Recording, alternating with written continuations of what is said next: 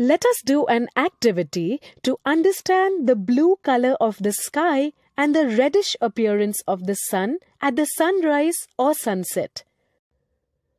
A source of light is placed at the focus of the convex lens to give parallel beam of light. A beaker with water, a cardboard with slit, a convex lens and a screen are arranged as shown. Add sodium thiosulfate and concentrated sulfuric acid into the beaker and stir well. Pass the beam of light and observe the solution and the screen. We find fine microscopic sulfur particles precipitating in about 2 to 3 minutes. As the sulfur particles begin to form, we can observe the blue light from the sides of the beaker.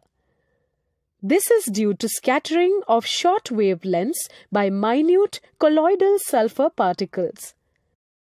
Observe the color of the transmitted light from the fourth side of the glass tank facing the circular hole.